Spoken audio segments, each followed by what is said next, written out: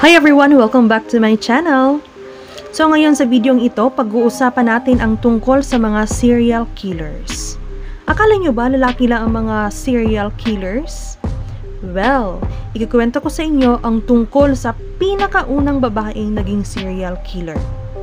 Siya ay walang iba kundi si Mary Cotton. Ito ay nangyari during the Victorian era na kung saan pinatay niya yung kanyang mga asawa at mga anak. Nung dalaga pa siya, ang pangalan niya ay Mary Ann Robson. Si Mary Ann Robson ay pinanganak sa England noong October 31, 1832.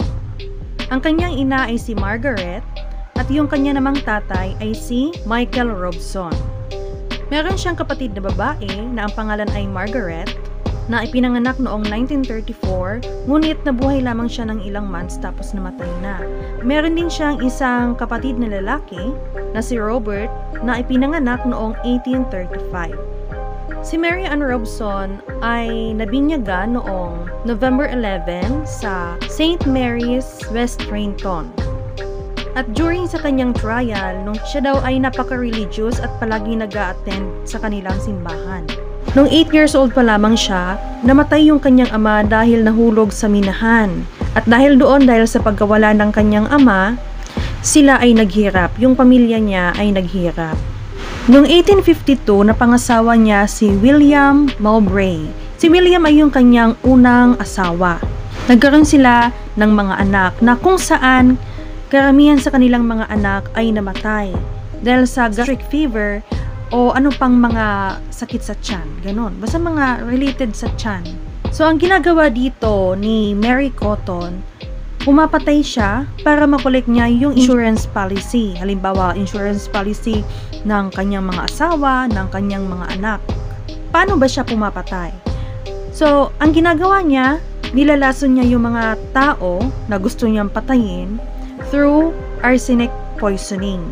Kapag yung tao ay nahilo or na-poison ng arsenic, so ang symptoms nila ay yung sasakit yung tiyan. At nung time na to, kasi Victorian era pa ito, mahirap na detect kung ano ba yung pinagmula ng sakit ng tiyan. Kaya hindi nila matukoy kung ito ba ay arsenic poisoning na o kung ano pang lason. So si Mary Cotton, madalas siyang magpalipat-lipat ng tirahan at kung saan siya nakatira, yung mga taong nasa paligid niya ay nagsisimulang magsimatayan. Hindi siya agad na pagsususpetsahan na pumapatay kasi palagi siyang lumilipat, palipat-lipat siya ng tirahan. At ang ginagamit niyang pang poison ay yung arsenic, na kung saan kapag yung tao ay nakapag-intake ng arsenic poison, namimimik niya yung mga natural disease symptoms, yung mga natural lang na mga sintomas ng isang tao kapag may sakit. Especially this time, kasi nasa Victorian era, wala pa yung mga modern technologies na pwedeng makadetect ng kung anong klaseng poison o kung na-poison ba yung isang tao. So yung kanyang unang asawa na si William Mowbray, siya ay namatay noong 1865 na kung saan nakapag-collect siya ng malaki-laking halagang insurance benefit or insurance payout. After niya makuha yung pera, naisip niya, wow, money. So ang ginawa niya, after mamatay ng kanyang asawa, yung kanyang mga anak naman nagsimatayan. Ang cause ng kanilang pagkamatay ay stomach ailments or yung sakit sa tiyan. Yung kanyang ikalawang asawa na si George Ward ay namatay din noong 1866. After niyang magkaroon ng stomach illness naman, after ilang weeks or months, namatay din siya. At pagkatapos niya, nakapag-collect ulit siya ng insurance payout. Money. Sunod naman yung kanyang pangatlong asawa na si James Robinson.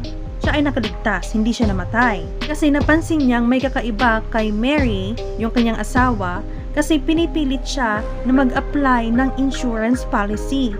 Kaya naisip niya, bakit kaya pinipilit ako nito? Yung kanilang mga anak naka-insured na, tapos siya pinipilit siya. Kaya naisip niya, something fishy. Kaya nag-isip siya, hindi siya nag-apply ng insurance. Hiniwalayan niya si Mary. Buti na lang, hiniwalayan niya si Mary. Kasi kung hindi, kapag nag-apply pa sana siya, nagpa-insured pa siya, ay, goodbye world, diba? So, So nakaligtas si James Robinson. Kaya lang yung iba, yung several sa kanilang mga anak at yung ina ni Robinson ay namatay. Habang si Mary ay nakatira sa kanila. Alam na this. Yung pang-apat niyang asawa na si Frederick Cotton, namatay din siya. Pati yung kanyang dalawang anak. So yung dito sa last na to, dito sa last niyang asawa, yung kanilang pagkamatay, parang nagsuspetsa na yung mga tao. Dahil sa pagkamatay ng kanyang stepson, yung anak ni Frederick Cotton, si Mary Cotton ay naaresto noong 1872. Yung pangalan ng kanyang stepson ay Charles Edward Cotton. Noong inimbestigahan na yung pagkamatay ng kanyang stepson, lumabas dito na may arsenic yung kanyang katawan. At na-discover pa dito na yung mga kasamahan niya sa bahay na mga namatay ay namatay din dahil sa arsenic poisoning. So siya ay nag-undergo ng trial sa pagpatay kay Charles Cotton noong 1873.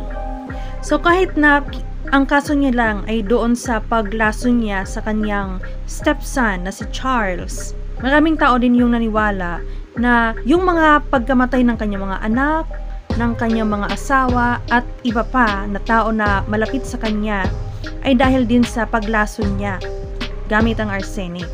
Pagkatapos ng kanyang trial, she was found guilty at nasintensyahan ng kamatayan. Si Mary Cotton ay binitay noong March 24, 1873. So yung kanyang pagkamatay ay hindi naging madali kasi may mga reports na kung saan sinasabi na siya daw ay nag-suffered a prolonged death, mas yung parang hindi agad-agad siya namatay dahil sa incorrect length ng rope. So kapag sinabi nating Mary Cotton, kilala siya bilang first female serial killer sa Britain, sa England. Yung kanyang kaso ay nakasulat na, nakalimbag na sa iba't ibang mga documentaries and books. Meron ding mga television adaptation na ginawa tungkol sa kanya. Dito sa kaso niya, hina-highlight dito yung kakulangan ng medical and legal practices noong 19th century. Pati na rin yung detection, pag-detect ng poisonings, kung yung tao ba ay nilason. Dahil hindi siya napagsususpetsahan, palagi siyang nakakawala doon sa mga pinatay niya, hindi siya nakukulong, mas dumami pa yung kanya naging victim at isa siya sa mga naging pinakakilalang tao sa British criminal history. Thank you so much for watching. Please don't forget to subscribe.